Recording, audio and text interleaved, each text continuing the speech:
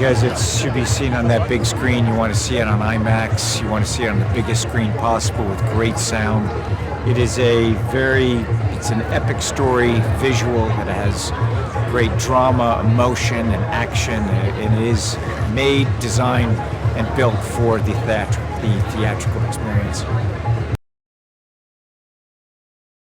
I think audiences will see it. I mean, you look at the sequences that we have here. What I like to do is take everything that we learned from one movie, whatever it is, and then put it in the next. And you'll see this is not only a culmination of the last 30 years of this franchise, but it's a culmination of the 45 years that I've been privileged enough to make movies. Audience is going to have to go see it. It's called The Final Reckoning. First of all, he's just a great guy. He's a lot of fun, very smart. We just have a lot of fun creating stories together, and I have so much admiration and respect for him. He's enormously talented, enormously inventive, and quite has a very, very large adventurous spirit. You know, it's an honor for me. I love to see people do well. I love to see them take on challenges, and if there's anything I can do to help in any way, I want to do that. And that's really wonderful. And I love seeing them do that. I think it inspires back and forth, and my door is always open to help them, and I love to see them do really well and keep creating a great life.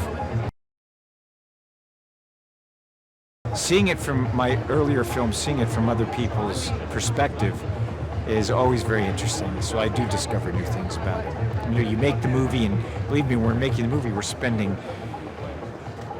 it's the hours in the editing room, the mixing stages, the sound stage. I mean, everything on the making the movies. And then as time goes on, you go back and you do discover things about it.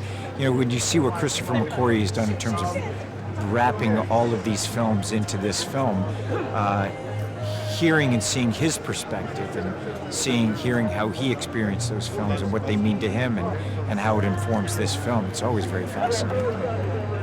It's the accumulation of all the missions that have gone before, and it was designed for the big screen, made with IMAX cameras, as a fully immersive experience. So from the soundscape to the visuals, it's intended to be seen in its full glory on the biggest screen possible. You've got to go see the movie to discover what happens for Grace. In the first appearance of Grace, we saw quite a mercurial, slippery character who spent the whole time getting away from Ethan Hunt and sort of going it alone, being very selfish and self-serving. And then in this one, she's joined the team, but she still remains pretty untrained, capable of making many mistakes, and the stakes couldn't be higher for her now because she belongs to a team, and the thing about belonging is obviously the cost of the fear of losing them. So it's emotionally very, very scary for her. A lot of the work that I did stunt-wise was in the Arctic, so working in minus 40 degrees with a sled dog team and their handlers, and it was phenomenal to be there. I'd never in a million years thought I'd find myself in the Arctic Circle. So like 500 miles south of the North Pole. At one point we were so far up, the Northern Lights were below us. Oh damn, I thought it was a surprise. Congrats! Because it's the biggest practical action film ever made. May even be the biggest film ever made. It's just so vast. We go from the top of the world to the bottom of the world. The kind of the vistas, as I think film fans like to call them, are gigantic. But also at the same time, it's got a very human story at the heart of it. There's a lot of love and sweetness in it, and it's got everything. It's been a lot of fun. I've been all over the world, filming and promoting these films, and I've met amazing people. I've made lifelong friends, and I got to hang out with the big guy. He sort of leads by example, and you can't help but be caught up in his enthusiasm, his sort of passion. He's Mr. 100%, and if you don't match that, then you might as well not bother coming into work. Do you know what I mean? So I think that's how he gives us advice by showing us how it's done. Not that any of us could or would want to do what he does, but, you know, that's his job. Yeah, buckle up. You know, it's kind of, it's emotional, I think. You know, be prepared to be a little moved at times as well as thrilled. Take your inhaler. If you have asthma, please take your inhaler. And if you have a heart condition, whatever medication you need, keep it with you at all times. Because, as my daughter said when she watched this movie, this film is like a heart attack. And so, you know, be sensible. Yeah, and if you're pregnant, think about it before you go in. Do you know what I mean? Maybe if you're over 8 months, wait it out for a little bit. Have the baby. It'll be in theaters for a while. Yeah, I mean, we're a pretty tight little group. And, you know, we spend a lot of time with each other when we're not shooting. It was great to have Rolf Saxon back in the film after 30 years, you know. And Lucy, who plays Topeza, who I think steals the movie. So, yeah, it's a tight-knit group, and I'm going to be sad to say bye to them, you know. Hello. This one is the culmination of the last 30 years of Mission Impossible movies. So it feels so special because you see characters from the first movie. There's incredible fight scenes and stunt scenes made by Tom with, of course, on the plane, you know, in the sky, in the water. What else? He's just like, you know, he's unbelievable because he like surpasses himself each time. You know, when you think he can't do better, he just does something more incredible. So it's just like, it blows you away.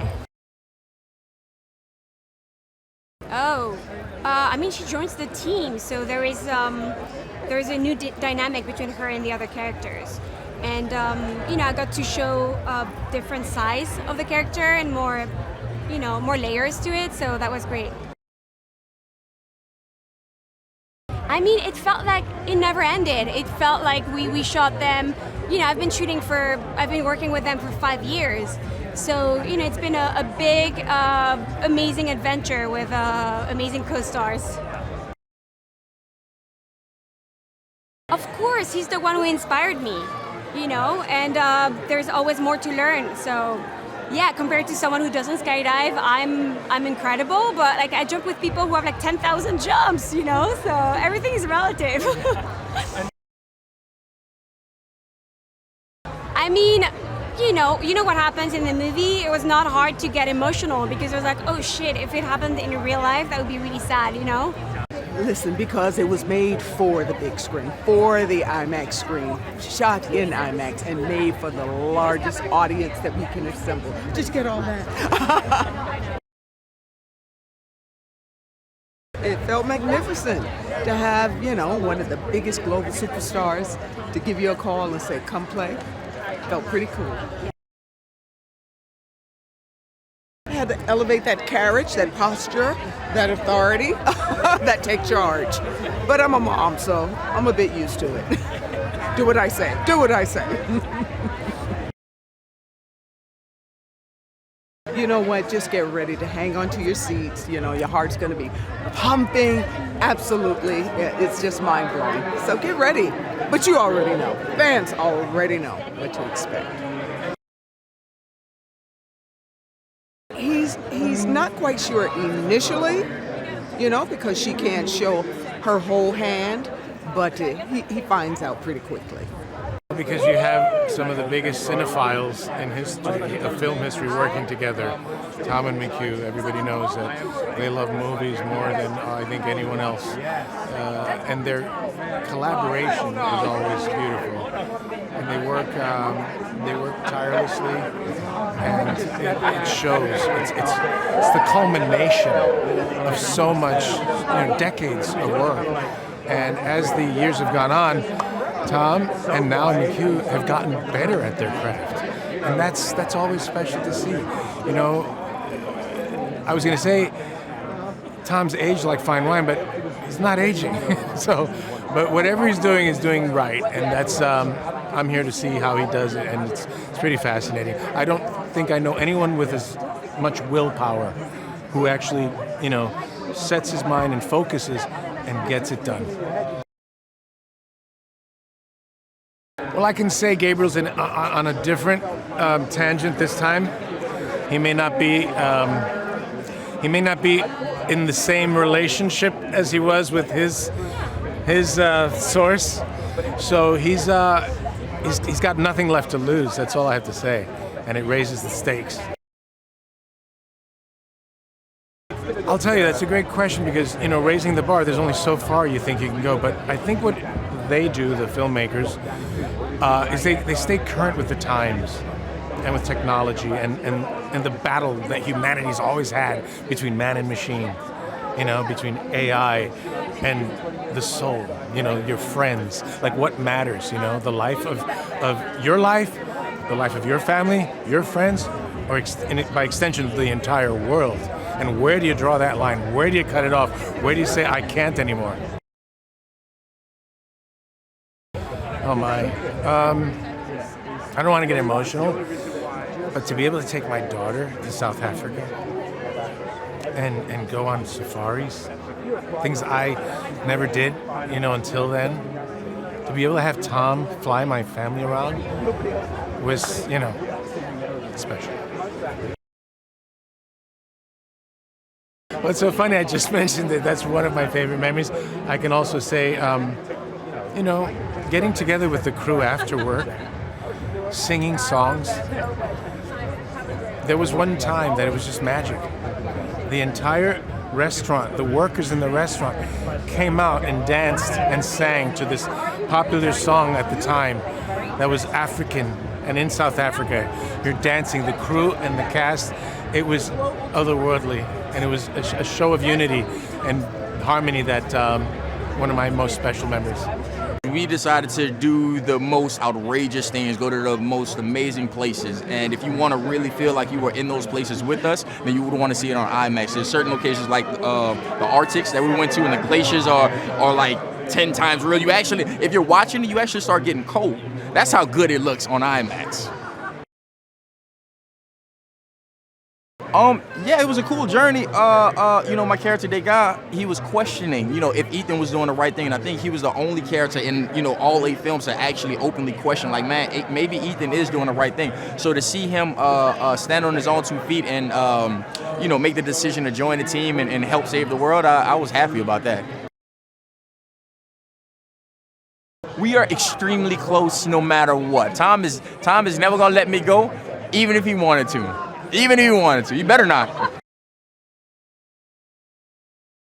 Yeah, I knew what to expect, because we did kind of both films back to back, we were a family. So after the last premiere for Dead Reckoning, we were like, hey, we're gonna see you soon, so that was a big thing. We had our group message, and it was always like, I'll see you soon. So this one is kind of bittersweet because, you just don't know. So we might cry after this premiere, we might cry after the one in New York, we'll see. I'm about to cry right now, actually. I miss them.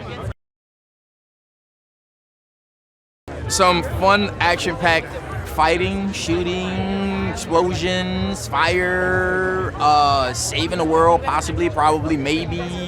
That's what we got. I just hope I don't die. There's moments that bring you right into the emotion and the heart of it. All those relationships of Tom with his team, of Ethan with his team. But then the sheer expanse, it has to be on an absolutely gargantuan screen for you to feel it in your ribcage. My brother, who's over there, when I rang him, he swore for quite a while. The Lady Bassett, right there. Fabulous woman. Yeah, my brother lost his mind. Because when you ring, I told Tom this, when you ring my brother's house, one of the films is always on in the background. So, other than Star Wars, I feel like he could die happy. Lady B, Lady B. Yeah, just a musical film. I'd love to do that. She's the Admiral of the George H.W. Bush fighter carrier, and she needs to help a boy out. I mean, it's the final reckoning. So it all comes ahead right here, right now, and we're seeing it in real time.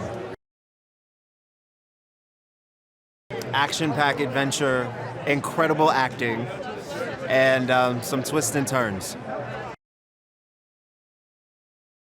It was an educational experience. McHugh is such a teaching director, and Tom is very giving.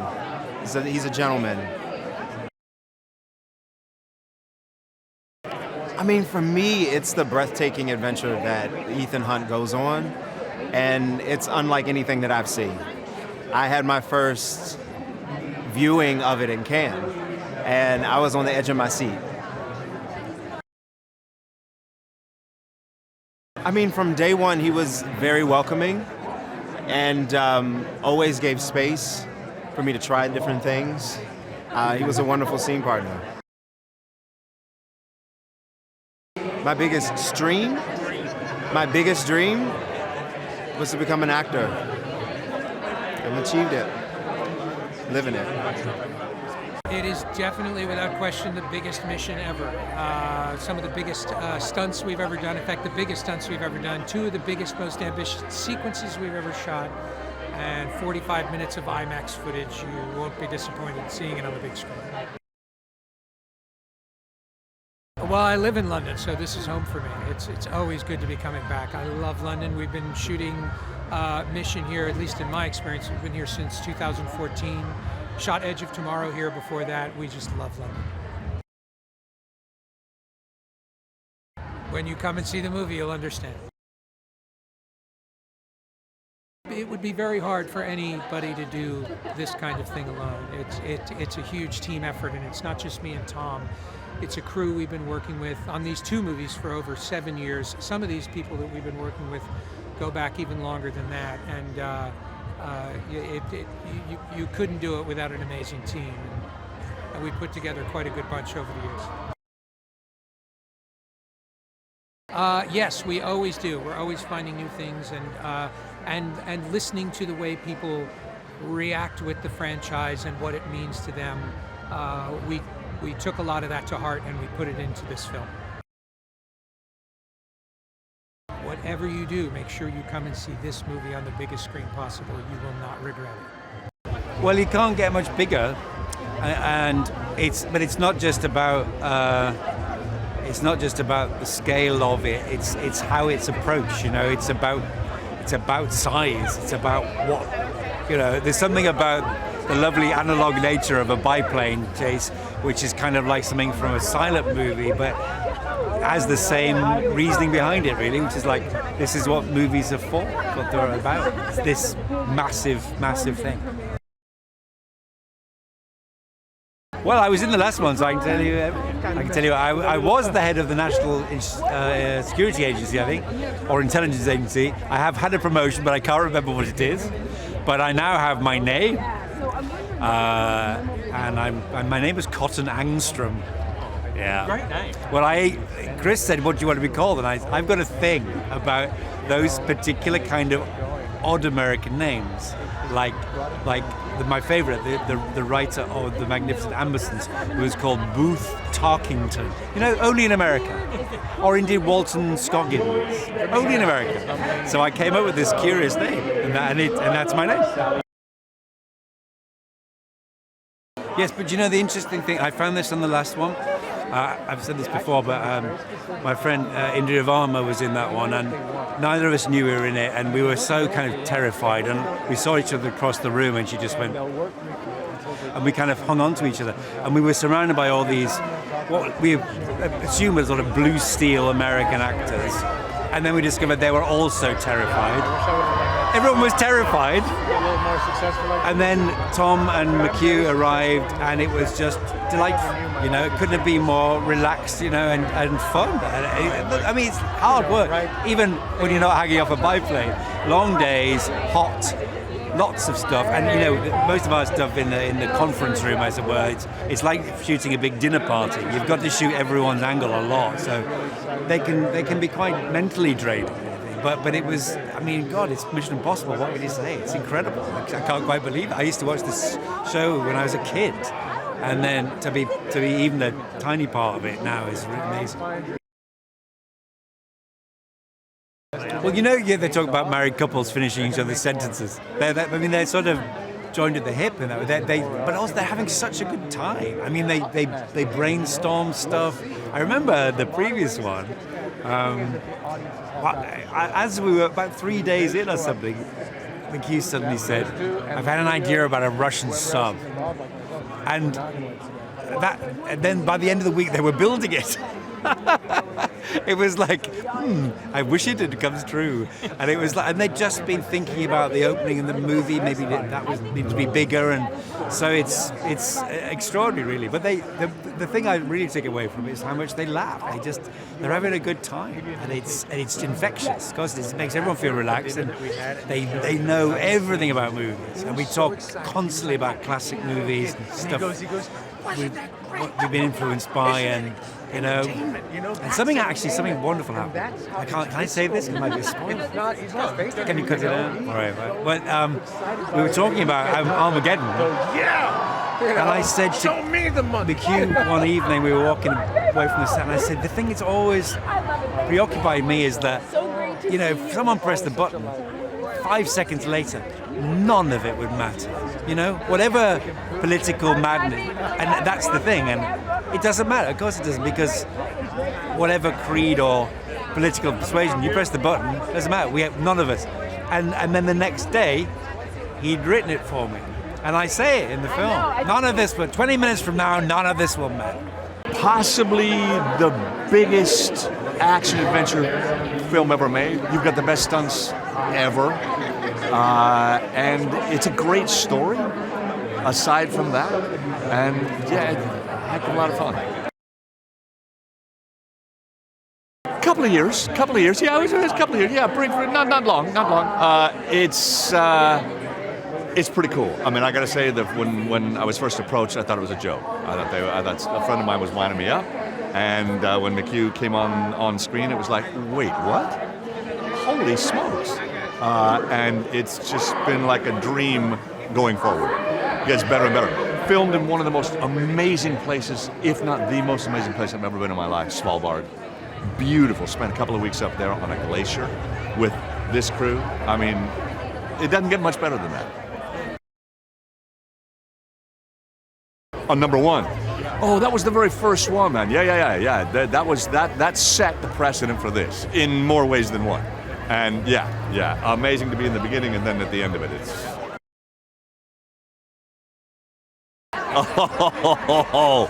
Let's see. There was 1, 2. There was 3 to 4. When we were filming the blizzard sequence, it got to 50 below, and that was rough. That even with the special thermal layers, I've never been so cold in my life. That was chilly.